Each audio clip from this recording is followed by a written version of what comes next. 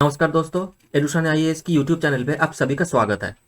आज का हमारा क्लास है the reason for Rajput defeat to Turkish forces. जैसे कि दोस्तों आप लोगों को पता होगा, हमने लास्ट क्लास में भी डिस्कस किया था इस चीज़ को कि जो मिडिएवल इंडियन हिस्ट्री होता है वो शुरू होता है टर्किश इन्वेजन से इंडिया में।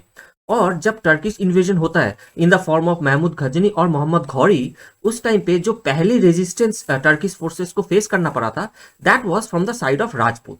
लेकिन हमें ये देखने को मिलता है कि चाहे वो महमूद गजनी हो या फिर मोहम्मद घौरी हो, अगर कुछ सक्सेस मिलता भी है राजपूत लोगों को कि फाइनली उनको टर्किश फोर्सेस के सामने उनको डिफीट फेस करना पड़ता है।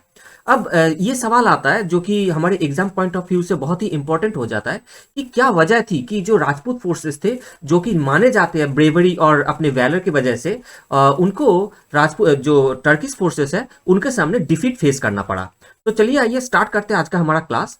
देखिए, ये जो मेन फैक्टर्स है फॉर द राजपूत डिफीट, इसको हम इस 5 कैटेगरी में मेनली डिवाइड कर सकते हैं कि political factor, social factor, economical factor, religious factor and military factor.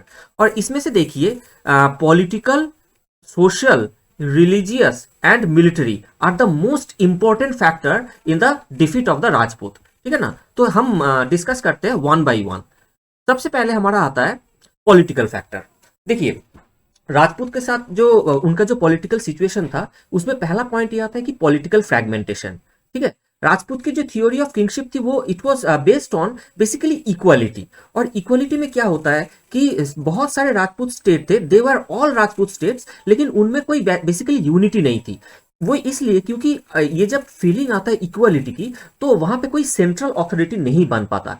और ऐसा क्यों है? क्योंकि सेंट्रल अथॉरिटी बनाने के लिए एक हायरार्की की जरूरत है। जैसे कि एक टॉप पोजीशन में रहेगा, उसके नीचे एक पोजीशन रहेगा, उसके नीचे एक पोजीशन रहेगा। This is very important, this hierarchy is very important with respect to a central authority. लेकिन देखिए, इतने सारे राजपूत स्टेट थे लेकिन उनमें से कोई भी सेंट्रल अथॉरिटी नहीं बन पाया था और उनमें आपस में बहुत सारे डिवीजन था which was the basis for this political fragmentation। और इसी वजह से बहुत बार हमें ये देखने को मिलता है कि राजपूत लोगों में because of this lack of unity उनको उनको जो वॉर के टाइम पे जब एक दूसरे से हेल्प भी मांगते हैं तो वो हेल्प नहीं मिल पाया था। इसका बेस्ट एग्जांपल हमें दिया जाता है जो पृथ्वीराज चौहान थे, उन्होंने जयचंद्र से हेल्प मांगा था in the second battle of Tarain, लेकिन वो हेल्प नहीं मिला था। और बाद में चल के 1194 में जब बैटल ऑफ चंदावार होता है, जयचंद्र भी अकेले लड़ते हैं मोहम्मद घौरी से, लेकिन वो भी हार जाते हैं। तो this lack of unity, this political fragmentation was one of the most important reason. दूसरा ये देखिए, जो फ्यूडल कैरेक्टर थी, देखिए this was a medieval society और उनकी जो फ्यूडल कैरेक्टर थी, जैसे कि अल्टीमेटली द रूलर और रूलर के नीचे बहुत सारे feudal lord, and the feudal lord used to maintain their own military soldiers or the military quota, right?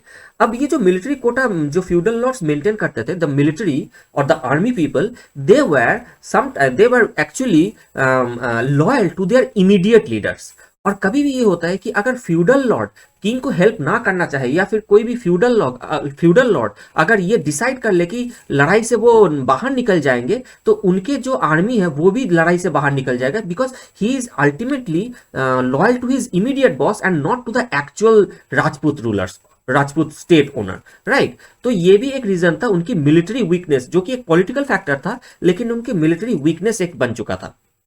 तीसरा ये है कि उनकी जो डिफेंसिव स्ट्रेटेजी, देखिए राजपूत ने हमेशा ना कोई भी ऑफेंसिव लड़ाई नहीं लड़ा, उन्होंने हमेशा डिफेंसिव लड़ाई लड़ा।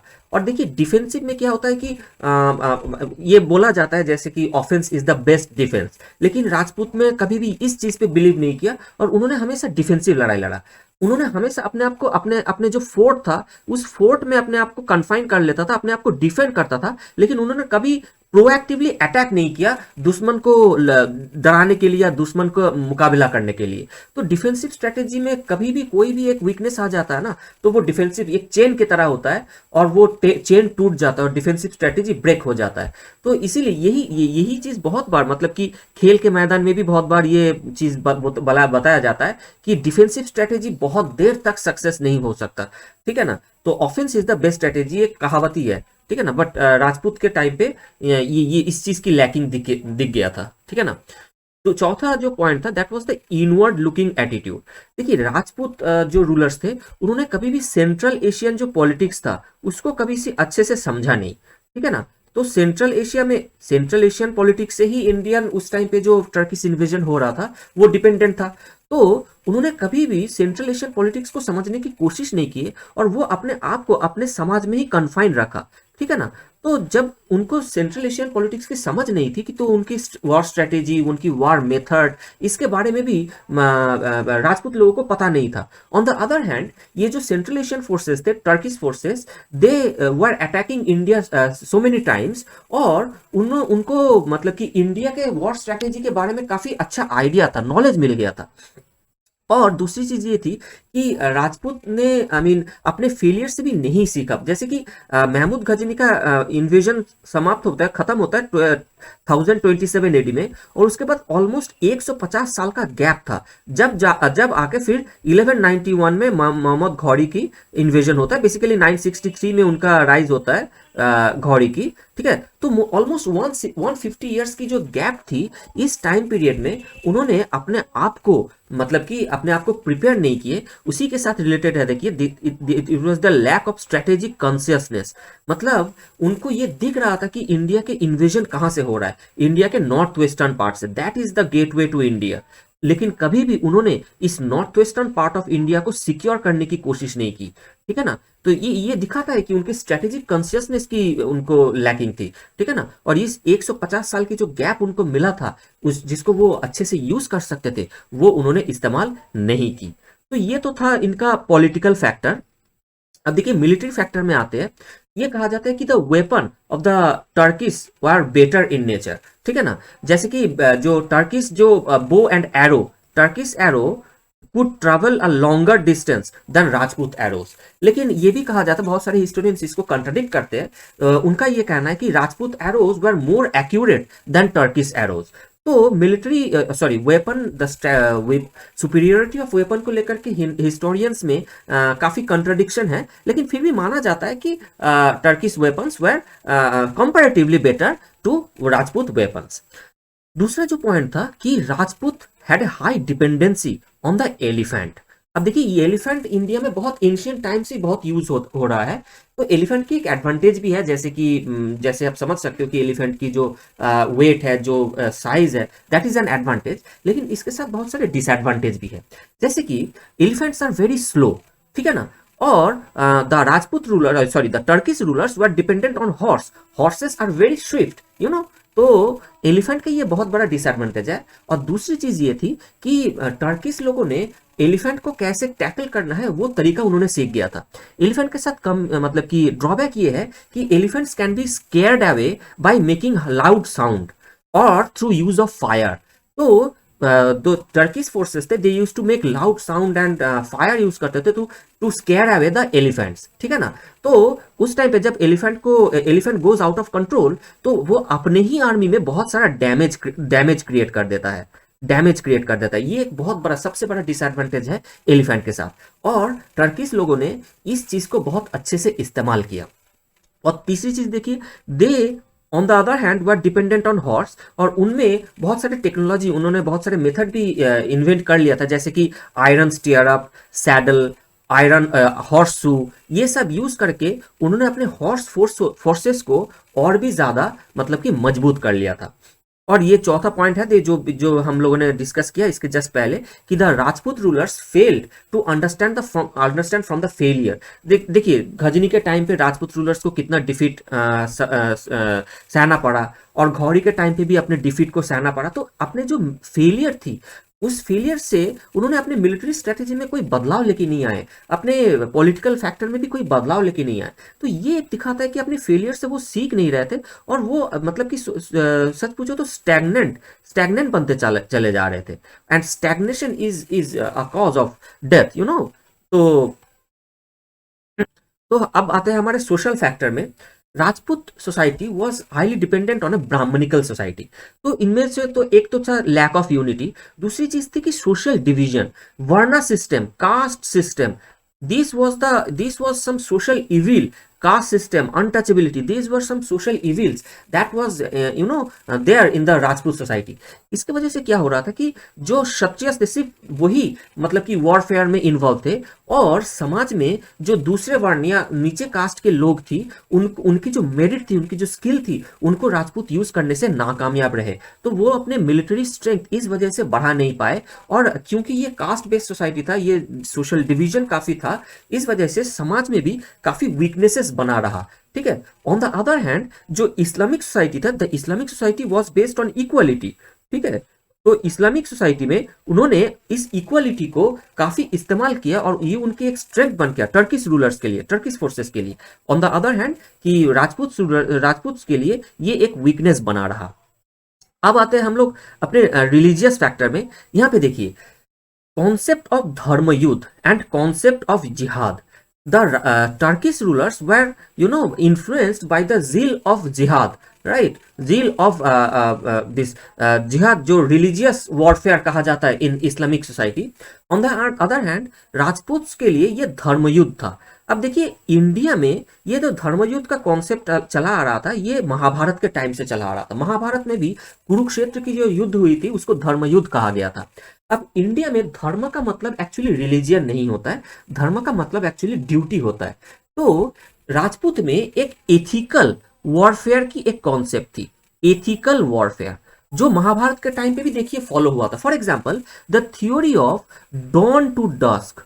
डॉन टू डस्क का थ्योरी का क्या मतलब होता है? जैसे कि हम कब लड़ेंगे, सूर्योदय के बाद और सूर्यास्त होने से पहले, सनराइज के बाद और सनसेट होने से पहले, बस दिन के टाइम पे ही हम लड़ाई करेंगे, रात में हम लड़ाई नहीं करेंगे। That was a part of ethical warfare. लेकिन क्या आपको लगता है कि टर्किश फोर्सेस ने इस चीज पे बिलीव किया था या फिर इस चीज को मान के चला था? दूसरी चीज, जैसे कि राजपूत का एक ब्रेवरी, उनका जो एथिकल सेंस था, उनमें से उनका कुछ प्रैक्टिस था। जैसे कि जो दुश्मन होगा, दुश्मन के पीछे से हम कभी वार नहीं करेंगे, never attack the enemy from behind. ठीक है। राजपूत इस चीज पे बिलीव करते थे, लेकिन टर्किश नहीं बिलीव करते थे, right? The Turkish used to strike at a opportune moment, right? और तीसरी चीज ये थी कि अगर कोई दुश्मन सरेंडर कर देता है तो उसके हम जान नहीं लेंगे, उसके हम हत्या नहीं करेंगे। ये भी उसका एक कॉन्सेप्ट था।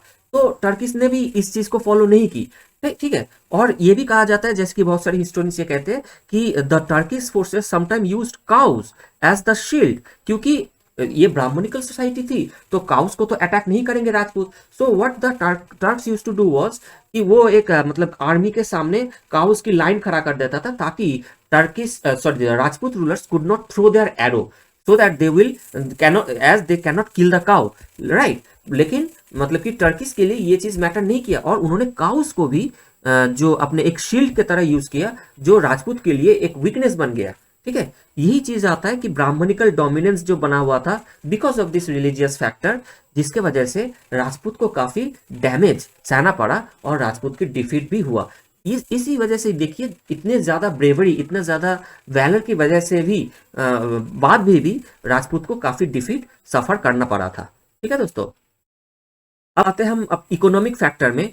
देखिए, इकोनॉमिक जो उस टाइम का जो इकोनॉमी था, first was stagnation of economy. देखिए, मिडिवल इंडिया की इकोनॉमी ना काफी डाउन हो चुका था, मतलब कि जो लास्ट जो गुप्ता पीरियड की जो इकोनॉमिक प्रोग्रेस था, पोस्ट गुप्ता पीरियड से वो डाउन होना शुरू हो गया था, and in the early medieval period the economy was stagnated. Moreover, in Rajput का जो एरिया था, north western part of India, it was basically kind of a desert area. वहां पे जो रिसोर्सेज थी दैट वाज वेरी लिमिटेड। ठीक है ना। और वहां के एग्रीकल्चर प्रोडक्शन भी बहुत ज्यादा था नहीं। तो एक तो economy was dependent on agriculture production, और एग्रीकल्चर प्रोडक्शन इतना था नहीं कि राजपूत रूलर के पास बहुत ज्यादा रेवेन्यू जनरेट कर सके।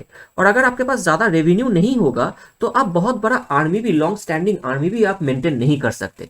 तो ये जो इकोनॉमिक वीकनेस था, ये भी एक फैक्टर बन गया था राजपूत रूलर्स के लिए अगेंस्ट देयर इंटरेस्ट। ठीक है दोस्तों। तो ये था मोटा basically the main factors for the defeat of the Rajput. मैं आप लोगों के लिए एक क्वेश्चन लेके आया हूं इसी टॉपिक के ऊपर बेस करके।